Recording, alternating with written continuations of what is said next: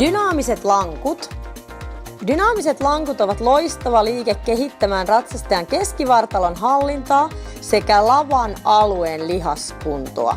Ratsastajan keskivartalon hallinta on äärimmäisen tärkeää. Aloita liike asettumalla lankkuasentoon ja nostamalla jalkaa ylös vuorojaloin.